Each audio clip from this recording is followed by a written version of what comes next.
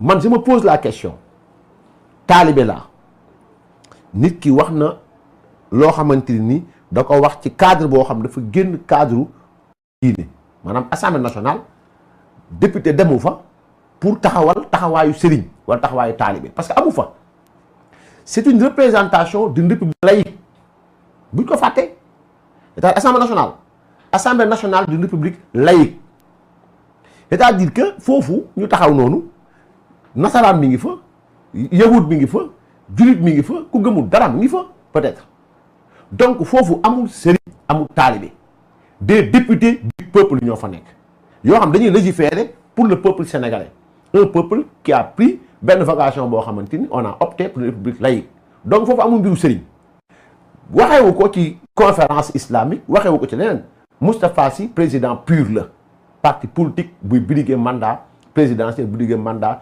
législatif ak mandat municipal donc bu fekkee ni Massata Samb am na sañ-sañu taxaw jàkkaarloo président Macky Sall wax ko yàq ko lu mel ni xame Amy Ndiaye Gniby am na sañ-sañu tontu ki nga xam mooy président parti ensuite ma leeral ni Amy Ndiaye Gniby xasul kenn il a repris les propos elle a repris du moins les propos yoo xam nit moo ko wax. mais ci ton bu mu ko waxee foofu laa insister. amul ton.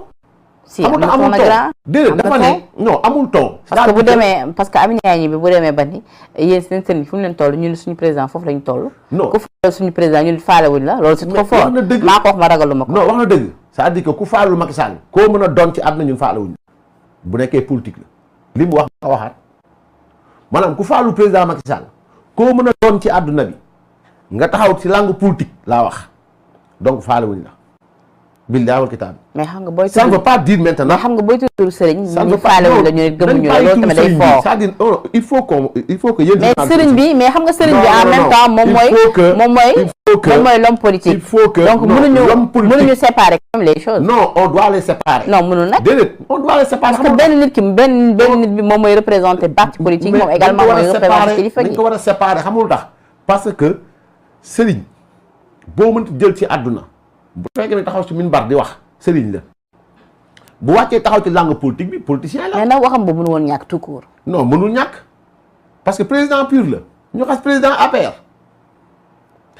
mais xam nga tey jii boo demee mais xam nga tey jii soo demee ci Moustarchidine moom la fa Serigne Moustapha Sy di président bu PUR mais aussi di njiital Moustarchidine yëkkati foofee ci gam déjà ci discours bi nga xam tenir na ko ci gàmmu gi ak ci lendemain bi foofee ci champ de course bu Tivaouane ci gàttal ban gis-gis nga ci am sa analyse sur la forme. déjà forme bi dégg naa yi wax yëpp mais l'erreur a été commise par les autorités d'alors un chef religieux qui rassemble des gens qui se disent chefs religieux parce que Sénégal dafa am culture boo xam ne da nga koy jël en compte c'est pas ay marabout tout court nga xam ne doomu sëriñ bi nangam mais ak ñooñu c'est des chefs religieux c'est des gens qui drainent des masses on ne peut pas être chef religieux s'arroger le statut de chef religieux et faire la politique l'erreur a été faite depuis les Abdou Diouf il faut jamais permettre à un chef religieux que ay mi ngi mel nga jël xalif général des Mourides xalif général des Layènes wala nangam nga bàyyi ko mu def parti boobu du am sens parce que corporation religieuse lay doon une pensée religieuse une pensée de corporation comment l'appelle-t-on là tariqa mais c'est pas conforme au principe de la même démocratie et des droits humains parce que li ñuy éviter ci politique mooy que les gens qu'il y ait une corporation dont le sentiment fondamental est religieux erreur bi yëpp loolu la c'est-à-dire il fallait jamais laisser des marabouts, des chefs religieux qui drainent des personnes faire un parti. Tu ne peux pas t'arroger parce que le culte est contrôlé.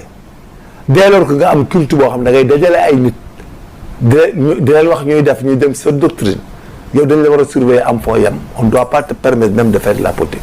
Parce que la politique non pas du tout parce que la politique le problème qui se pose mooy lan finalement les dépositions les paroles et autres ça on les met où? On met où ce qu'ils disent ces marabouts-là qui font la politique ces marabouts qui insultent le président de la République là fu ñu ko teg. mais au-delà des guides religieux c'est les citoyens. mais c'est de simples citoyens mais ils font des mais la loi interdit un parti qui a une connotation religieuse. Pourtant, on doit dissoudre notre parti. Tu dis que c'est des citoyens. On n'a qu'à leur appliquer donc la loi parce que la loi interdit toute obédience, toute corporation religieuse qui fait la politique en même temps avec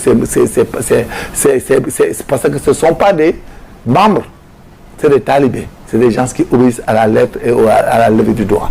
Donc la loi interdit toute corporation religieuse utilisée à des fins politiques. Donc s'ils sont considérés comme de simples citoyens, on dissout demain leur parti. Parce que c'est pour cela qu'il ne peut pas avoir raison.